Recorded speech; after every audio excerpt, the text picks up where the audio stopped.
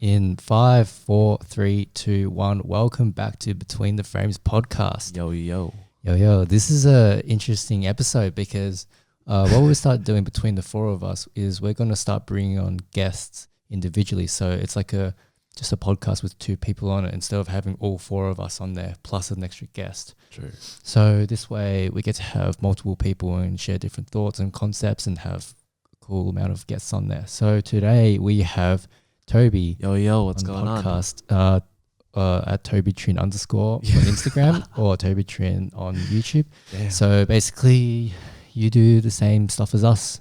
I mean, yeah, like I do photography as well. I do run a podcast. It's a bit like behind right now, but hopefully getting it started. But yeah, main stuff is photography and YouTube. Yeah, it's the Click Back podcast, if you guys didn't know. Yeah, so you do it with two other guys? Yeah, so I do it with two other photographers, Tommy and Jeremy, if you guys know them. Cool dudes, good photos. That's good. Yeah, so I was just thinking, since you're another creator like us, right, in this space, and what do you think makes you different from all the other ones, like all of us? What makes me unique? What makes you unique? What makes Toby Trinh unique? I was actually thinking about this last night. I was having like a major existential crisis last night. Like, really? What have I become? What am I doing? What's to set me apart from everything else, you know? I was just like, I think for me, it's more like what I bring to the table is just like, it's my own personality. Like I do everything. There's not just photography that it is, you know, I'm not just a photographer. I'm also like a magician, you know, a techwear enthusiast, you know, like I bring these different personalities into creating. So like with YouTube, you can see I have cards in the background with YouTube, but you can see that I wear black and I wear techwear and stuff like that. So it's like, it's a bit more different. And like even the editing style as well. It's like, it's very like cyberpunk, I guess. That's true. So that's true. My mindset is very like, I guess, looking ahead into the future, I guess. But yeah, that's kind of cool. Yeah, because I find that within all of us, like we'll have our different sort of styles and stuff within photography. And geez, this cat, oh my gosh, he's digging his paw into my freaking leg. If you guys don't know, there's a cat on the mod right now. Yeah, it's Hayden's cat. He's just chilling on my lap. And just, oh my gosh. You look like a villain though. You legit look like a villain. Like you got a cat on you. You're like, look, when he's not trying to like scratch the shit out of me, it's kind of cool. And I don't mind it because I love cats. But yeah, okay, he's all right now. He's okay, he's chilling. Sick. Yeah. Anyway, so going back to the topic. So like what sort of you already sort of explained your approach to photography, right? Yeah. Yeah, so I find that I'm clearly not prepared for this podcast. I don't know. I think what you're asking is like how do the way I go about photography is I think for me when I see a place, I guess I know it's a bad habit, but like I'm always looking of how I can edit it in a futuristic way. Okay. I think the fact that I always try to look for a futuristic scenario sort of boxes me in a certain way. Oh, really? So like, you find it's a bit restricting, like because like for example, I'm always looking for buildings. I'm always looking for architecture that looks futuristic. Right. Whereas like I should just be more open and creative and allowing whatever to come at me and sort of expand upon that. So for me, my weakness is generally nature photography.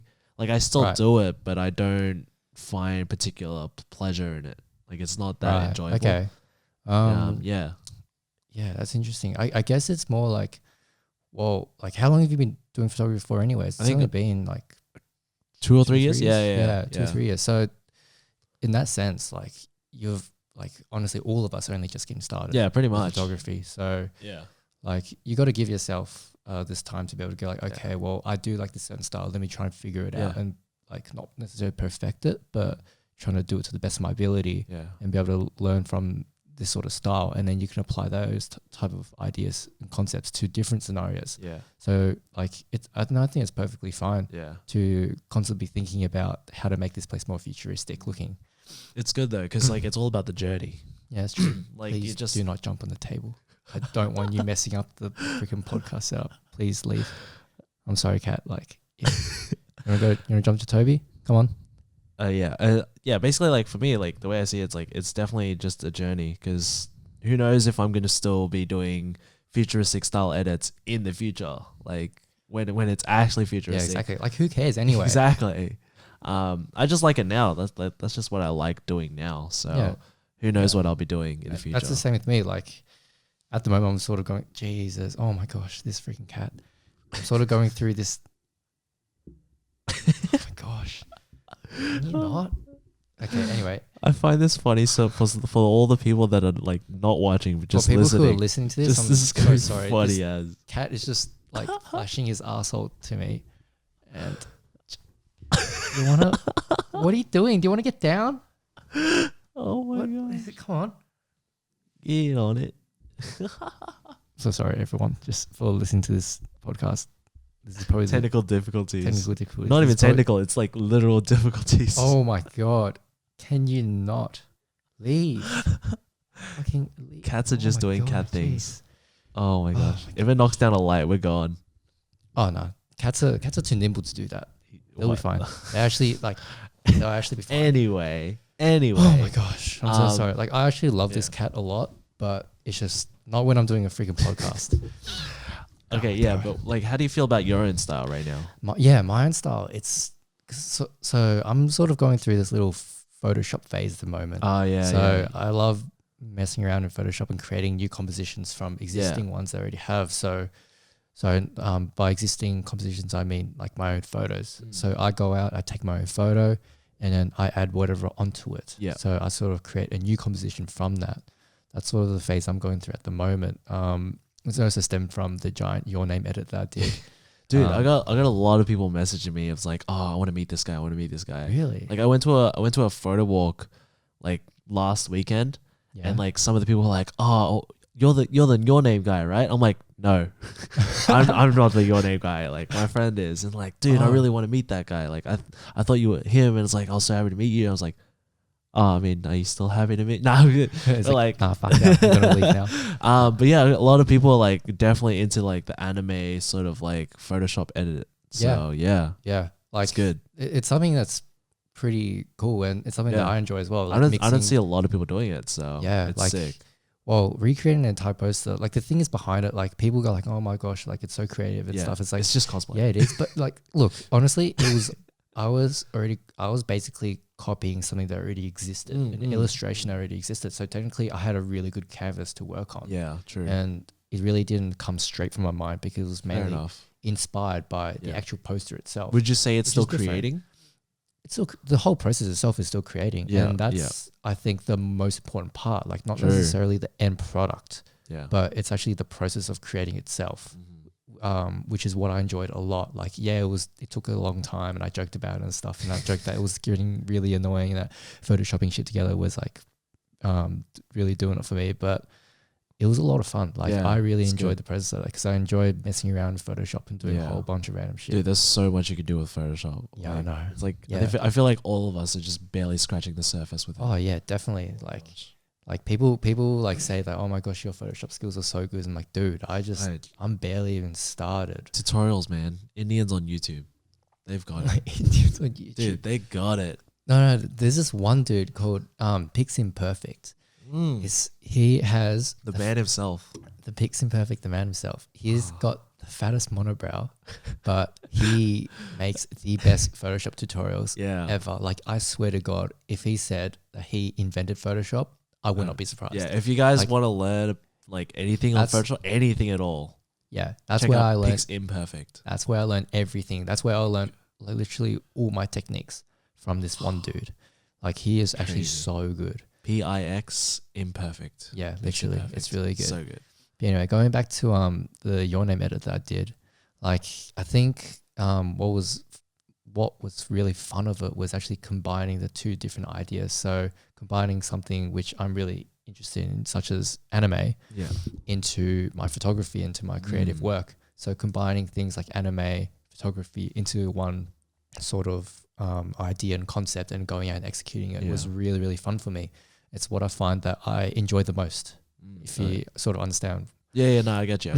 Do you feel like you're gonna do more anime like adaptations? Not even just anime adaptations. I think just like Asian inspired stuff in general. Okay. Yeah, awesome. So like, if you guys don't remember, a while back I did like a photo shoot with like a little dumpling. Oh yeah. That was a lot of fun as well. So you're taking a lot of like Asian inspiration. Yeah. Through like, okay, so like cultural histories and stuff like that. Yeah, fair enough. That's good. That's sick.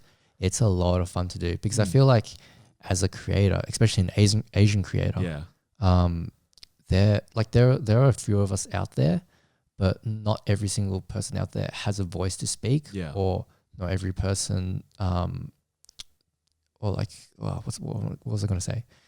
And like people are still developing. Yeah, true. Because I think for us as Asians, like the social norms is like, academics, not exactly, not creativity. Yeah. So go to school. Yeah, pretty much. Go to uni, do homework. Yeah. So like not a lot of when you think of like Asian creators, you can only think of like the very select few that have actually made it. Yeah. There's not a lot of like small time creators. You either make it or you study. That's it. It's just like, it was just the whole Asian mentality as well. Like Yeah. the idea that, your parents sacrificed so much for you to come to a different country. Yeah. They literally don't know anything. And like us being Asian Australians growing up here, obviously we're exposed to different things. Yeah. And we understand some parts of, this country that we live in, but our parents don't. Yeah. And like you hear a whole bunch of things like, I wish I could, just leave my job and then pursue my passion. Yeah. But then my parents will beat me up and disown me. Yeah. And stuff like that. It's scary, man. Yeah. It's scary as. Yeah. But it's just like think about it. They just don't understand. Nah.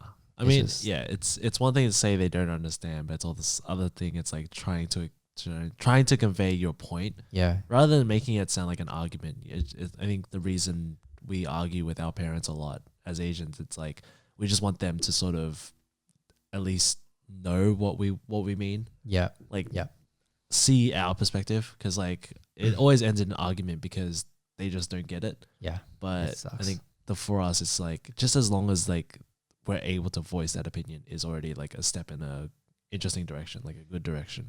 It is. And it's cool seeing, because like I remember having another friend I was just talking to. He does graphic design, and his parents were sort of disinterested or not very supportive of what he was doing. But he was like, look, as long as you make money in your field, your parents will be fine, which is sort of true in a sense. Yeah, because like at the end of the day, all your parents really want is for your life to be secure. Yeah.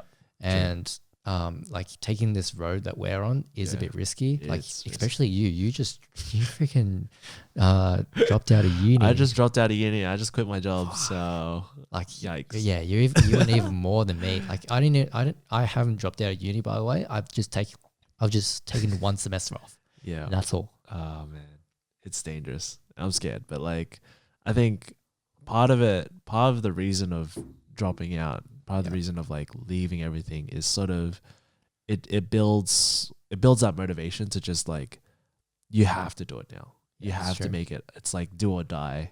Because if you die, you might as well just like go to your parents and like take that bamboo stick and just get it, like bring back the childhood. Like it's otherwise with the bamboo stick. I have no other reason. I have no other like choice other than make it. Or at least it's like, true. Yeah. And in a way that in itself is sort of it's a really interesting concept to me or idea, because you're committed to just the one cause. Yeah. And it's even better because like not a lot of people have that mindset of like, now I've got no job, I've got no uni, it's like I have to make it. A lot of people, the first thing they think of, it's like, I give up. Yeah, you know what I mean? True. Like, that's true. It's taken me a while to change that mindset from I give up to what other way can I get money, or like what other way can I make it? Yeah, what other way can you sustain yourself? Pretty much. Like, what are difficult. the options? So, yeah. It's true. Because, like, thinking about it, like, Mike, Liam and Hayden, they're full-time YouTubers. Yeah, exactly. That's all they do. Yeah. And technically, if you think about it, they don't really have anything else to fall back on. True. Like, and this is the one thing that my parents were speaking to me about. Like, they were like, you know, Mike, Liam, Hayden, the only thing that they can do at the moment is YouTube. And if that dies out, then it's going to be very difficult for them to pick up anything. Like, although that is true in a sense, but you got to remember as well, what they've learned in YouTube as well is a skill set. And what they have at the moment is a really interesting skill set where they can apply their work ethic and their camera skills and then go into a relatively similar industry. It's more about the mindset that you gain rather than That's true. It's not the numbers you gain, it's the mindset and it's like the work ethic.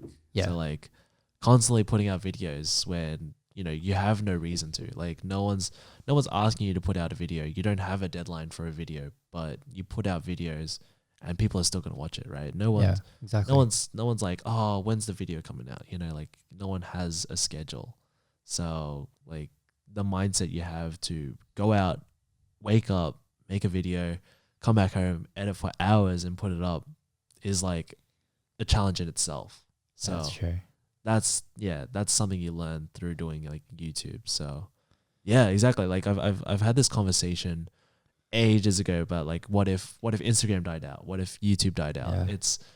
Yeah. It's definitely like a surreal thought. Like holy crap, we've like just thinking about it, you realize how much you've consumed content from that platform. Like none of that, how much you rely on that platform. Exactly. Like a lot of photographers get their work through Instagram. A lot of YouTubers get all their sponsorships through YouTube itself. Yeah. Like, you know, so like if it was to die out, like what would you do? And I think, it ultimately burns down to the mindset you have at the end of the day. Yeah, it's true. Like creating. It's like, are you creating for the platform or are you creating for yourself? Because if you're creating for yourself, you can sort of make your name outside of that. That's true. Because like whatever you do within that, whatever you do on that platform isn't just limited to that one platform. Exactly. You can put it to a whole bunch of different wherever your audience go, wherever you go, your audience will go. That's true. So I think that's why I've started like spreading out through other platforms. Like I've started TikTok? streaming. Not TikTok. Maybe not TikTok. But like I've been streaming on Twitch and stuff. Right. So like there's that audience there. But like Twitch is a lot harder to sort of create an audience because it's like they got to continuously watch live, you know. But at the same time, like that's also cool because I get to interact with like my like audience. Yeah. But yeah, like even then, like just I think being able to be multi-platform rather than just be strict to one platform. Like I'm only on Instagram or I'm only on YouTube. It's like it's very hard to diversify. Yeah. That's true. Yeah. Yeah. Oh my god, I'm so like real quick. Like I'm sort of blanking out at the moment. What the hell? I lost it. I lost the plot. Okay. Real question. All right. This is something I thought of before the podcast. All right. This is a question that I've been thinking about for like the longest time. Now it's like I just want to ask everyone. All right. Go for it. Traveling. One zoom lens, one prime lens. Go. First of all, do you think one zoom lens and one prime lens is the way to go when it comes to traveling? It's a useful setup if you think about like like it really depends like just in a general sense. I reckon let's just stick to photography. Let's not go into videography now that we do YouTube from time to time. I'm talking just photography. Don't worry about like videoing everything because that's right now that's kind of secondary. But like because obviously photos are the important part. Like that's where the most of the editing goes, right? So photography, travel, right? Travel photography, zoom lens and a prime lens. Is that the way to go? Yeah. You know what? I reckon or two primes or two zooms. Two zooms. Two zooms. Yeah. Really? You got to cover like a good range because you're going to be on the move quite a bit, and you can't afford to just have. So you would never have a prime at all. Well, it's not like I wouldn't. Only two lenses. Only two lenses. But if it's only two lenses, like I think two zooms, like two good quality zooms, will be plenty. Like you're traveling by yourself, so two zooms. Yeah, exactly. Okay. So, like I'm thinking something like a 16 to 35 2.8, right? Yeah. So to cover all your wide shots. Yeah. And then you're gonna say 7200. Yeah, and then 7200, 2.8. Okay, see that way it's way too easy. So that's what I'm saying. One prime and one zoom. Go. One prime, one zoom. But because you don't know if you want the 7200 or the 16 to 35. I reckon I could go 16 to 35. Oh, he's taken away the 7200. And then 85. 1.4. I feel like 85 can do well. Yeah. I really like the 85. Like, it's good for, first of all, it's good for portraits and it's really good for street. Okay, yeah, it is. But I'm just thinking like 7200 because that 200 is like. I do like the 200. The 200, like once you can reach 200, it's like you can go up to like Shibuya and like go from like that top building and like go look all the way down, get a proper view. You know, that's true. Like but then again, if you're if you're in the Sony gang with 50 megapixel sensor, oh my gosh, just crop in. all right there. Yeah, okay. So hack. So you're saying 16 to 35 and 85. Yeah, that's probably my setup. Okay, I reckon that's. Hey Adam. I'm probably gonna. See, I'm still thinking about it because, like, I'd probably go with 85 because it's like sort of compact, packable. Yeah. Like wait, 85 or 135? 135. I've used the 135 1.8. I didn't really look into it that much. Like, I didn't. Yeah, I'm sure it's a good lens, but I think it's really too much. It didn't really. I feel like it's too much. Yeah, but it didn't really strike a chord with me. Okay. Like for some reason, I just absolutely love the 105 mil. Yeah. 105, 105 looks good though. I've seen that. Okay. But I think 85 because I feel like 105 has too much bokeh. Like the bokeh is delicious. Don't get me wrong. But like I'm saying, like for street and stuff, it might be a bit too like it's hard to identify what the heck's the background in. Depends what you're shooting. Like how close. Depends on your style of shooting. Yeah. That's the thing. But I think 85 is a good like. It's a good compromise. Hackability as well. Like, because it's so much. It's so much smaller. So than 85. Yeah, 85. Yeah, 16 to 35 though. 16 to 35. Yeah, so you can get wide angle and you can use it for some portrait like 35. Yeah. Also use it for straight. I'm just thinking, can we go wider, like a 14? Nah, I feel like 14 to 24 is a bit too. 14 and 24 can be slightly limiting. And a bit honestly, limiting, yeah. 14 to 16, there is a difference. Yeah. It's not. But at the same time, 16 will 16 get what you want. Yeah. Yeah, 16 is very wide. It'll get what you want. Okay. Yeah. So, now that we got the ball, now we got this sort of thought. Yeah. If the two of us are traveling and we get two lenses each. Yeah. One zoom, one prime each. Yeah. How are we going about this? Okay. This will make it a lot easier because we can share lenses. We can have 4 lenses all together. Yeah. So I reckon for me personally, let's see. Once again, don't worry about YouTube. Yeah, no, but I reckon I'll bring back the 7200. Okay, you've got the 7200 back. Okay. Yeah. And then because I know you got a 35 mil. Yeah. So I assume you're going to go with 35. That means I should get the 14 mil 1.8. 14 mil. Oh, yeah. 14 mil 1.8. All right, so that's like wide angle sorted. I was trying to think of a wide angle. I was like, yeah. Damn. Okay, cool. I don't know. Part of me doesn't want to bring the 35. Part of me doesn't. 35 is a really good lens. It's just an easy lens, but I feel like because now that you got the 14 mil, it just makes it harder. Because like I kind of want to get an 85, so I might have an 85. Yeah. But like 7200 is still different. It's still a different lens. Even if you shoot 85 on a 7200, it's still different. Not gonna lie, because you can just easily change that. It just doesn't feel creatively different. And it's 2.8. Yeah. So I feel like 85. Yeah. And I mean, if you already got the 14 mil, I might as well just get a 24 to 70 then. Yeah. You know what I mean? Like all-rounder lens. Yeah, exactly. Because if I've got the 85. And honestly, like bringing in like YouTube again, yeah, that will be really useful. 24-70 is probably the best vlogging lens. Yeah, it's really true. Like I wish it could be like a little bit wider. Like it feels like 20 mil. 20 mil? 20 to 70 mil. That would be really, really nice. Yeah. It's still 24. Okay, so the 4 lenses we have is the 14 mil, 24 to 70, 85, 7200. Yeah. So 85 mil is probably going to be used for like those real like crisp shots. Real crispy ones. 7200 for those like crazy street shots. Yeah. Like 14 mil is going to be like extreme architectural photos. Yeah. 2470 is like for the everyday, like we're going out to eat photos or like doing whatever. Exactly. Yeah. Fair enough. Yeah, that's a good like setup. Just if you got two people, those are the 4 lenses, I guess. Exactly. That was the setup that Mark and I had in Japan. Nice. Literally. I had, well, obviously we had switched it up because I had, it was slightly different though. I had the 24-70 and the 70-200 with me. Oh, yeah. And then Mike had the 16-35 and an 85mm. So it's very, very similar. 16-35 though. Ooh. It's a really good lens. Like honestly, like that lens, just because it's so wide. 16-35 or 24-70? Oh, you really put me. I was just about to say 16-35 rivals 24-70 in terms of vlog use.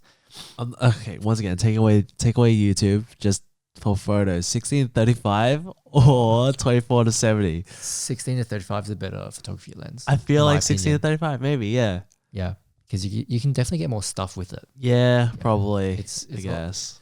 Like it's weird to think about because the 24-70 is technically more versatile, but it's within that range where you don't really care about. The photos just seem too uninteresting, I would say. Yeah.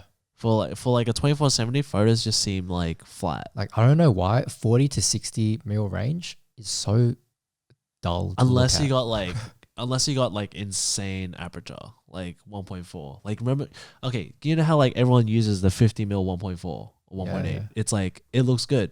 It looks good, right? Yeah, I guess, but that's because it's a prime lens at the same time. But like, it's a bit sharper. But I don't know. I feel like 24-70 just really general. Like it's good. Don't get me wrong. It's really good. Just like for travel, I wouldn't want to waste it. Yeah, it's true. 16-35. You know what? Change it. 16-35. So yeah, exactly the same setup you guys used in Japan. So we got the 14 mil, 16-35. 85 and then 70-200. Yeah. So the only ones that are overlapping are the 85 and 70-200. Yeah, but like even then, but they're so very different. They're very different lenses, surprisingly. Yeah, because like yes, you can use 85 for street and it works completely fine. Yeah, and you can use it for where you want with the 70-200, but the 70-200 just helps it. The range of 70-200 just helps out in terms of run and gun street photography because you can choose. What do you think of the 40 mil? Honestly, the 40 mil was a lot of fun. Yeah, it's actually one of Mike's favorite lenses at the moment. Like, how different does it look to the 35? It's marginally different. Like, there's a tiny bit of difference if you really look closely, but at the same time, like, if you look at obviously if you compare the photos side by side, you'll be able to tell the difference. But if I just showed you a photo taken by 40 mil, you couldn't tell. You'll be like, oh, it can be taken by 35. Oh, okay. Yeah. Oh, so why is it fun compared to 35 then? I haven't used it that much. I've only used it like twice, I think, since we have access to one. But Mike, I don't know why, Mike just really enjoys it. Because I feel like 35 and 40s always feels too similar. Like it's 5 millimeters difference, you know. Yeah. It's just like maybe it's just like that tiny bit of compression. Maybe you got a little bit less. It might be. It honestly might be. Yeah. Because I remember using your 35mm for portraits. Yeah. Like compared to what I'm used to, it can get a bit weird to use because I'm really not used to wide angle lenses or sitting with that range, despite owning a 24-70, which is slightly ironic. But like, I don't know why. I'm just not used to that range, like 24 to 40 or 50 mil. Yeah. That range is really odd for me. I feel like, what do you think our eyes see? Is our eye... I don't know if I've heard this right. Do our eyes see 35? Am I wrong in that? What? Do our eyes? Yeah. Are our eyes seeing 35 mil? Or are we seeing? No. Our eyes technically see at 70 mil. Like the compression 70 mil is 70 mil, but it's only within the little viewfinder. So whatever we look at in that little square is 70 mil, but it's just wider. Ah, okay. So like the compression is 70 mil. The compression is 70 mil, but crop, our field of view is much more. Okay, all right. Which is odd to think about if you think about it. I thought it was like 50 mil. No, it's actually 70 mil. I've tested it multiple times, but then again, it differs on different cameras. Oh, okay. Because different brands. Because full frame within, although they're all advertised as 35, they're usually a little bit bigger or a little bit smaller. Yeah. So from what I remember, Nikon was exactly 70 mil. Oh. But I think Sony is a little bit less, like 68 or something, or 67. Yeah. That's the sort of like in terms of compression, the way it looks. Yeah. Okay. Yeah. Oh man, like I it makes me realize I barely know anything about cameras. Really? I don't know. It's just like I have a camera and I just go out shooting. I don't really know too much about lenses. Like I just know they have a different look. Well, like that was just because I was genuinely curious. Like, I was just playing around with it with Mike like ages ago, like years ago when we just first got like a 24-70. Yeah, fair enough. Wait, so from what I remember, you got into photography just because Mike got a camera, right? Yeah, you could say so. Yeah. Like this was back in the skating days, right? Yeah. So my origin story, my like basically the reason why I do photography now is because back in the day, we actually started off with YouTube and videography and like skits and stuff. Yeah. So we used to film these dumb as fuck skits. Yeah. Like Jesus Christ. Like they're somewhere on YouTube, and I'm not going to say the name of the channel. But all those videos have been privated, so no one can view them. Sad face. Sad face. Yeah, but they were atrocious, and that was when like Mark and I were just like 12, 13 years old, thinking like because we were really inspired by Smosh. Okay, Smosh? Yeah, I remember the days. Like we absolutely loved Smosh. Like, you know, Anthony and Ian, them doing their, you know, their stupid skits and stuff. Smosh has changed so much now. Dude. Yikes. Did you hear about the whole thing, how their parent company, Defy Media, went bankrupt? So they literally went like, Soz, goodbye. We can't take care of you anymore. So Smosh was literally like left to rot on the side. Yeah. They were like, homeless. Yeah, that's big yikes, dude. Yeah, like how bad would that be? Like being employed by a company for YouTube and then just losing your home. It's like leaders. Yeah. Luckily they picked themselves up. They got picked up by Rhett and Link. Oh, okay, interesting. They got picked up by their company. How about that? It's pretty interesting. Yeah. Yeah. Yeah, but like so basically we thought we were Smosh. Right, so we were like, we can make funny videos. Cool. It was so cool. Oh, dude, it was just cringe. Like, it's just cringe comedy to the max. Like, I can't even fathom how cringe it is. I can't watch one of those videos again. Oh, no. But then again, like, I think once Mike hits 1 mil subs on YouTube, we're going to react to them. So I'm not looking forward to that, but fuck it.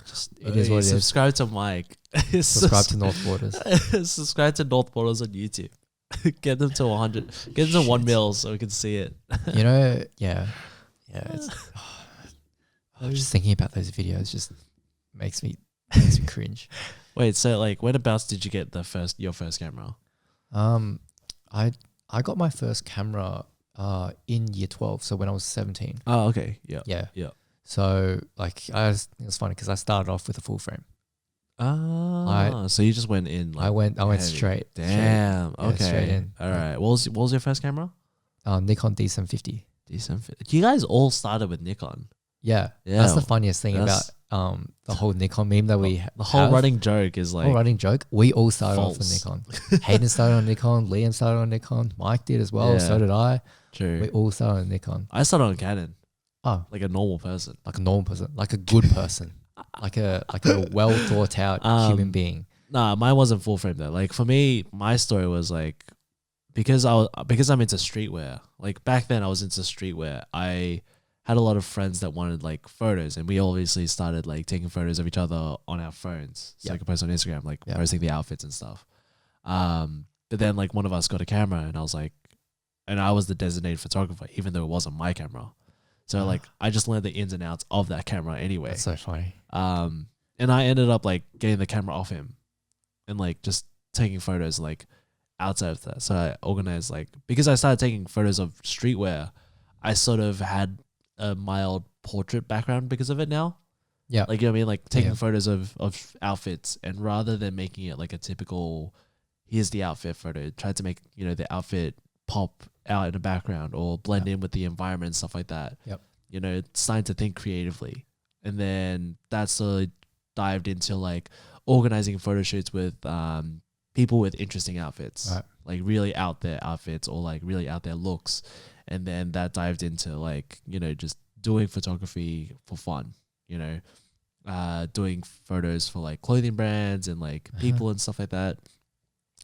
And once again, like this was like unpaid work. This is just doing it for fun, doing it for like the heck of it. Dude, I still don't get paid. Yeah, exactly. Right. I still don't get paid for anything. It's just doing it because, you know, why not? It's better than doing studies. It's better than doing like some boring like 9-to-5 job. Yeah. You know, it's because we enjoy it. Yeah. Well, it's our preference. Yeah, exactly. Yeah. Exactly. And then, yeah, for me, it's just that dived into, you know, buying a Sony and then doing like YouTube and stuff like that. It's just, I'm here now because, you know, I was doing like photos on a phone for like friends wearing outfits. Yeah. That's funny thing about. Yeah.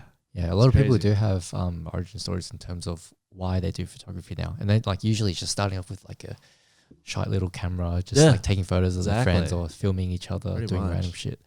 Like, you know what's actually funny, thinking back, like it's not even the cringy videos that technically started it. It was one video before that I shot on my iPod Touch. Holy. Yeah, that is a word. iPod Touch had a I remember when iPod Touch had a camera. Yeah. Yeah, that, like the iPod Touch is probably not a technology that many kids know nowadays. And we sound like boomer moment. Boomer moment. Even though I'm only 21. Even though I'm only 21, but yeah. Boomer moment. Let's go. Yeah, Lego. But yeah, it was an iPod Touch. Basically, it was like a MP3 device. So you can play music on it and play games. And that was about it. It was basically like an iPhone, just without the ability to call people. Yep. That was so weird. Like back when, if you think about it now, like why would they make an iPod Touch where you just all you could do was just do everything a phone does except do what a phone does? Well, it was the progression of the classic MP3 player. Apple originally made, what was it? It was called the iPod. It was just the iPod. Yeah, it was just the iPod. Yeah, because it had like it was basically like the Walkman reinvented into like a really sleek little Don't get me wrong, that was sick. It had like a wheel that you could like use with your thumb. That thing had lit games on it. That was cool. But then the iPod Touch, that was like the first like touch screen like game iPod. Changer. It was actually game changer. It came out roughly when the first few iPhones came out, like the iPhone 3G. Yeah, the 3G. That thing was insane. That was like my first phone. The iPhone. Oh, you had an iPhone? Yeah. Damn. Yeah. I used to have the flip phone and then I upgraded to the iPhone 3 GS or something. And it was like, whoa. Dude, the iPhone 3 GS was a game changer. It was a game. It was alright, if you pick one up now, it's dumb thick. Oh yeah. It's dumb thick. Like it is like fat proper. and small. Fat and small. Like it's almost like this. Like just a cup. It's almost like the size of a cup. It's crazy thick. Yeah. But yeah, it's man, that brings me back. So you filmed a video on an iPod Touch. Yeah, it was basically Mike doing an ollie. Oh, okay. Like that was literally all. And then I remember very specifically I borrowed my dad's MacBook Pro. Yeah. And I used iMovie to edit it together. And then like I did like dumb shit like slow-mo and like different camera angles. I was one of those kids. You're just like, epic transitions, epic effects. What was even worse? I decided to use Smosh's song. Oh yeah. Do you remember their Parents Suck song? Yeah. I used that song to edit the freaking Mike doing an ollie. Like I don't even know where that video is. It's not on YouTube. I can tell you that much, but I'm pretty sure it's just dead somewhere in the corner. Yeah. That's good that you remember it though. That was like the first thing I remember in terms of actually using a camera to record something. Damn. Yeah. And then that was actually the catalyst. Yeah. Oh no, I'm having another flashback moment. Shit. No. Oh my gosh. Mike had this little, back in like year 5 or year 6. What the hell? Yeah, I remember Mike had like a Nokia phone. Holy crap! And it had like a 3 megapixel camera or something. Oh my gosh! And it was a shit. Like we literally filmed like a Vine or a TikTok before it was like popular. What the hell? I remember I just like filmed it. I remember we were walking to school. Yeah. And like the only thing was Mike was just like, it went for like 3 seconds. All Mike said was, "I'm so happy." No, I'm not. That's all. Wait, what? He acts really hyper and then all of a sudden just like drops into like acts really sad. Like it's really dumb to explain because it makes no sense. Like, I get it. What? Yeah. Would you say I'm so happy I'm not? I'm so happy. No, I'm not. That was all that he said, right? So and then, but like as he's like saying, "I'm so happy," he's like jumping around, like pretending to be happy, and then he like acts depressed afterwards. And I was all. You know what the funniest thing is? I can still imagine Mike doing it now. Yeah, you know, that's true. Like that was. I feel like Mike hasn't changed much. He like in terms of his humor and the way he portrays himself. Sometimes he definitely hasn't changed that much. I don't think the way he goes about shit. But he's now a lot smarter. Yes, he's smarter, he's definitely but a lot more smarter and matured in terms of recognizing what to do and what you shouldn't do and stuff. But yeah, it's pretty funny. On an old like 3 it's not even like it was like the Nokia 3310 or something. You know that thing? Yeah, it's just like a little bricky. It was literally like a brick phone. That's funny as. That was that's technically the start. But I don't think that actually triggered anything. We just did that just for fun.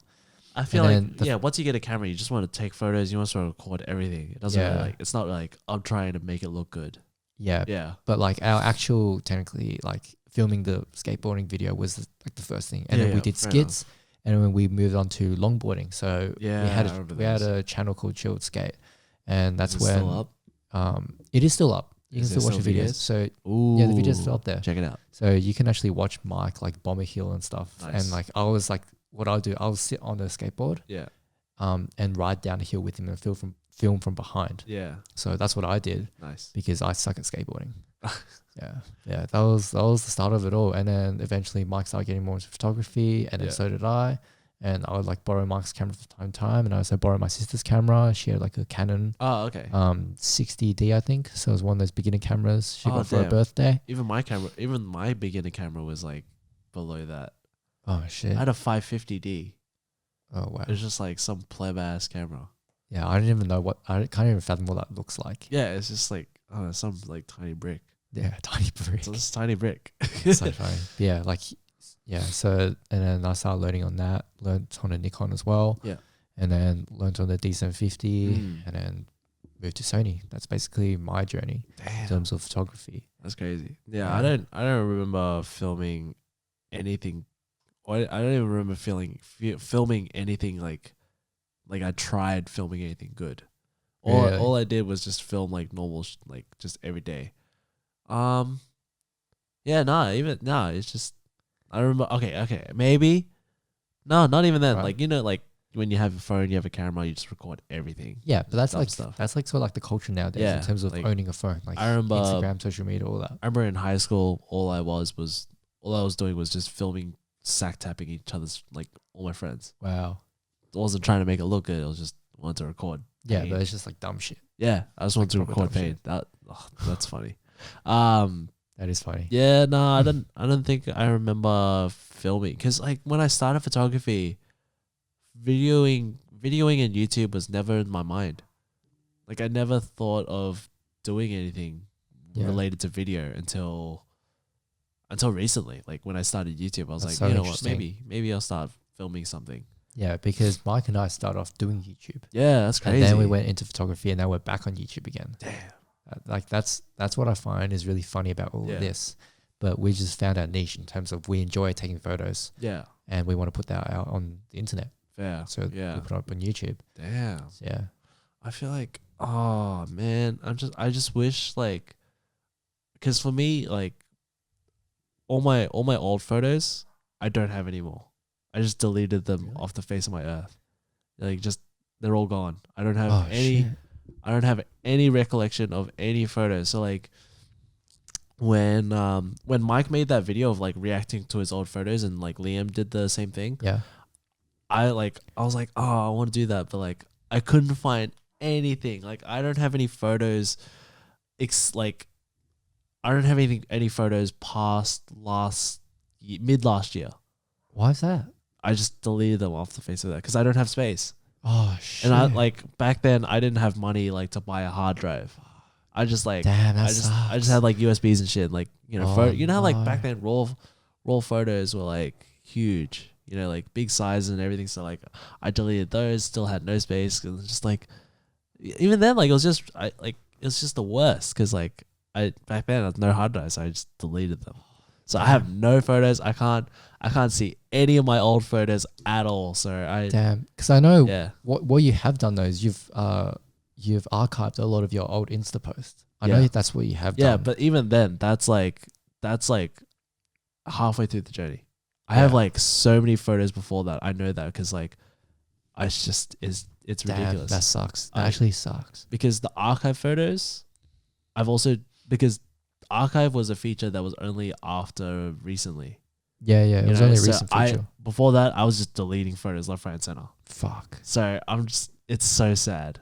That is actually. To be honest though, it's pretty funny because like, you know, when Instagram was the bigger thing, like it started and everyone's like, oh, Instagram, food. And like, I never, like when Instagram was a big thing, I hated it.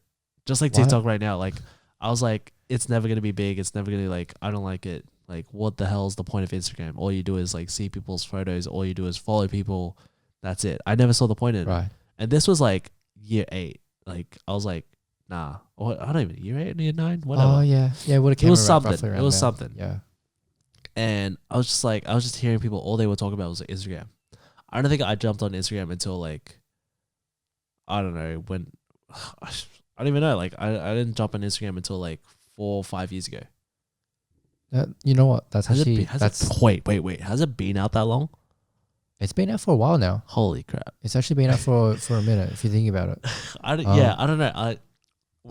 When I started streetwear, I think I got on it. Yeah, honestly, same with me as well. Like, granted, I didn't think too much about Instagram at the start. Like, I remember hearing about it. I'm like, okay, cool. It's sort of like a more photo version. It's like a photo version of Facebook. Yeah, you only have photos.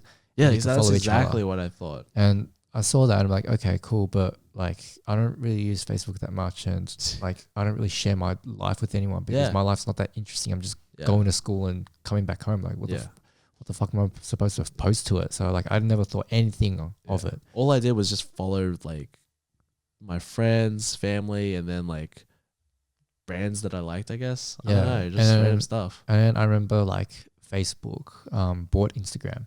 Oh yeah, that was a big thing. And then so that way you can actually connect Facebook to your Instagram. Yep. So that was actually when I was like, okay, well, I guess I should try this out. And I made myself for like a profile, and that was like in year 9 or year 10 or something. So I made my own personal profile, and I just like followed some of my friends on it, and I was like, this is boring. It's just pictures of my friends. It's just random photos. And it's like, it's not like I don't care about my friends, but it's just random ass photos. Don't really make any sense. Like, oh, I'm at church on Sunday. They were just funny. That's it. Or I'm just like, it would just be like with really dumb captions. I'm like, oh, I don't really want to share my life. Yeah, on this app. Doesn't really make any sense for me to do it. I'm trying to recall, like, when was the point we started following photographers? You know, like, see, this is when did Instagram photography become like a big thing? You know, because like back then Instagram was like food blogging and like people. I think it started off with food blogging people and stuff like what was it called? Mainly blogging, like fashion bloggers. Because I remember, if you guys didn't know, my sister was one of the first few people in Melbourne to be a fashion blogger. Oh, awesome. Yeah, and so like back in the day when Instagram just started, she had like 50,000 followers. Damn. And it was all like natural engagement as well. Like she had 50,000 followers and she had like 30k likes. That's crazy. Each photo. How about now? Constantly being sent like clothes and stuff to review. She like fucking watch brands like bombarded her with so many watches. At one point, she had like 20 watches in the house.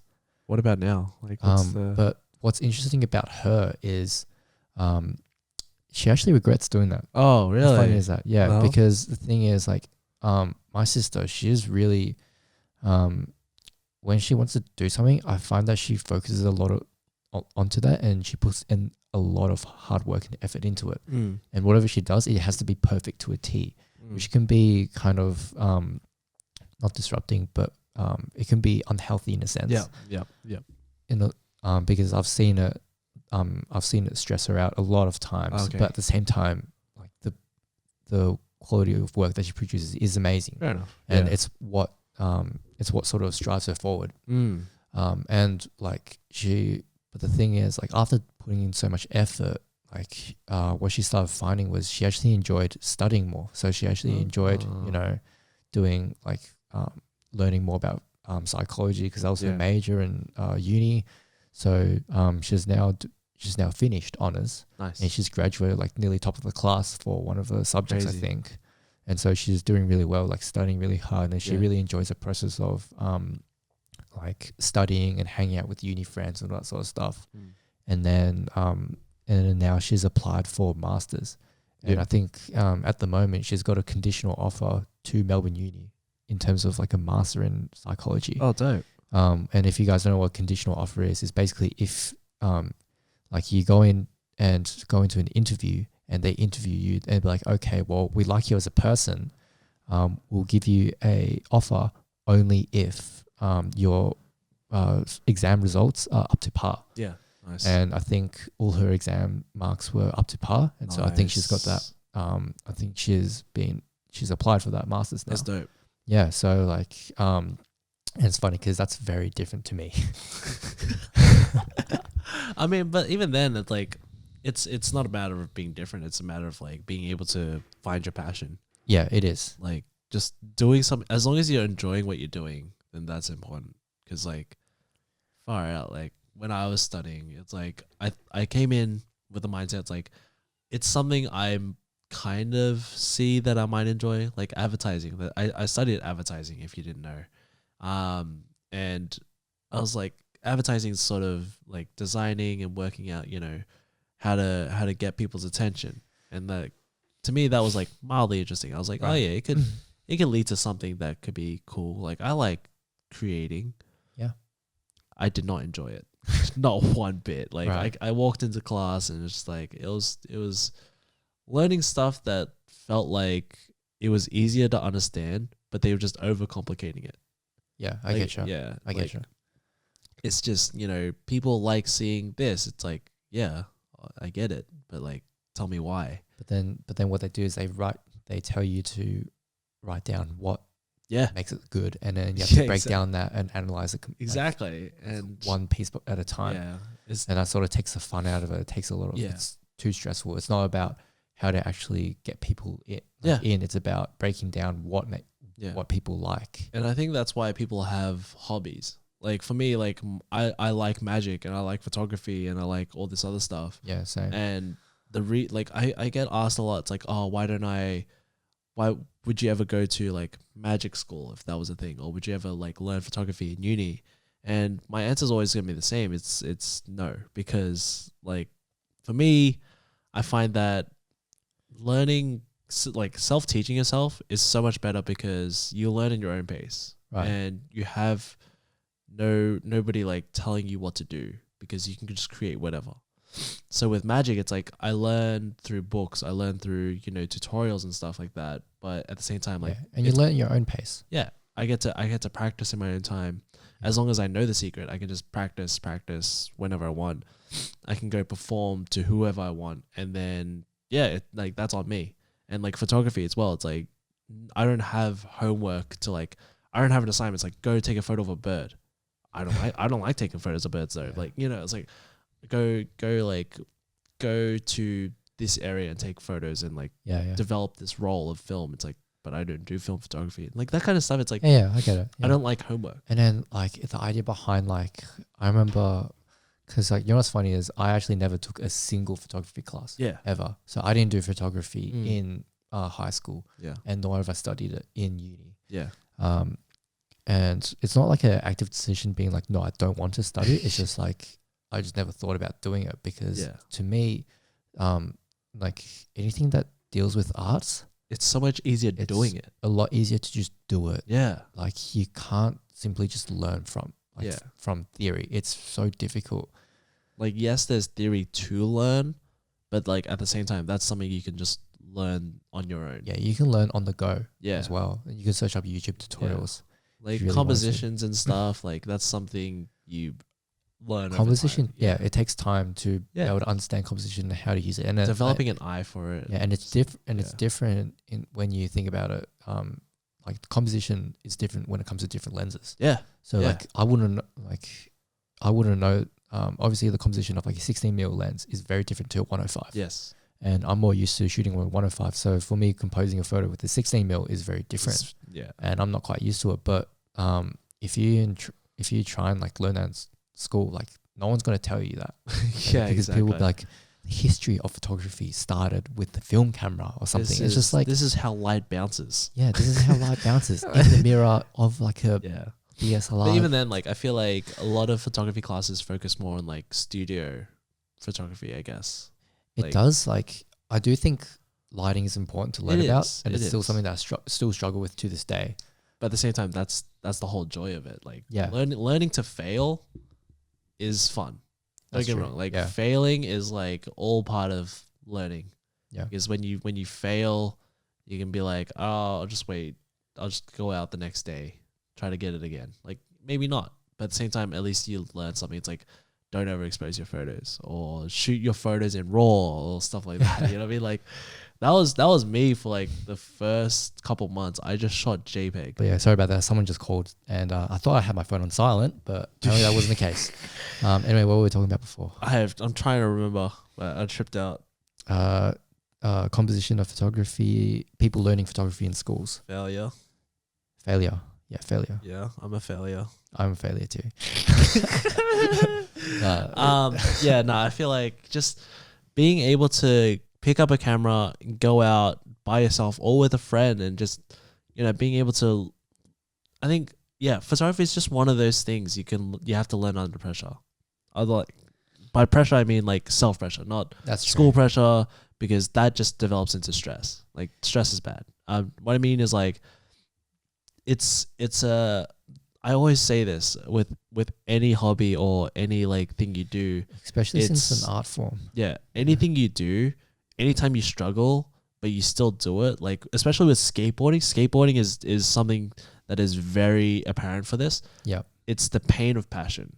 Yeah, is that no matter how many times you suck, how many times you fail, you're still doing it. And why do you still do it? It's because you're passionate about it, and because you're passionate about it, you want to do it, and because even if it's a small thing, even if it's like an ollie, or even if it's like rolling off a ledge, and you land it, the moment you finally land it after like a bajillion like fails, it's so satisfying. So for me with cardistry, like doing magic and stuff, every time I fail, every time I drop cards, every time like a trick doesn't go well, it sucks. But I keep doing it to the point where it works, and when it works, it's so satisfying. The moment the card lands, the moment the card is revealed and people go crazy, that's to me is satisfying. Like dancers as well, they constantly dance for hours and hours and hours, like sweating their asses off. Yeah. And when they finally like get a routine done or a song like down, like it feels good because they can do it. And like the best part now is that in this time, in this society, we can document it.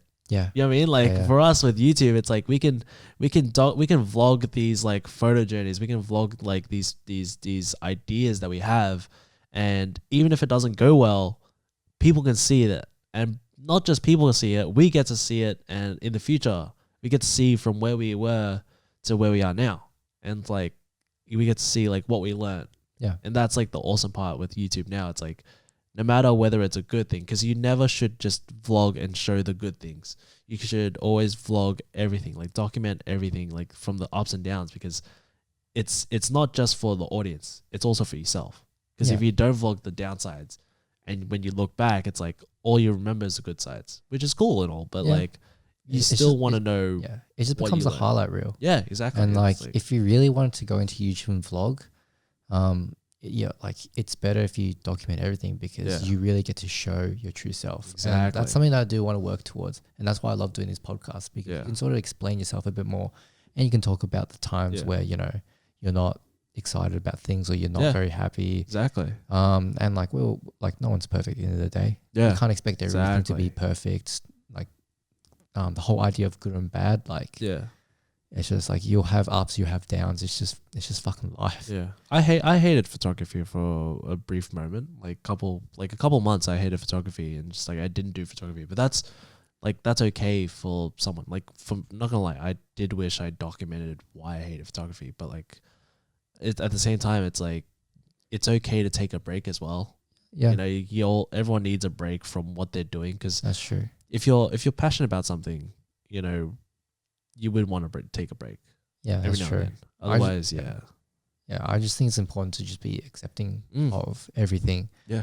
Good or bad, positive, negative, anything. And not let it get to you too much, because otherwise, like, it consumes you. Yeah, it would. Yeah. Yeah, but anyway, I think we should start wrapping up this podcast. Let's wrap this up. Yeah, it's been an hour. Just an hour of shit talking between us two. What topics did we cover today? Like, it was just we started from creative styles to Asian norms to camera lenses. Yeah, we talked a whole bunch to shit. Failures.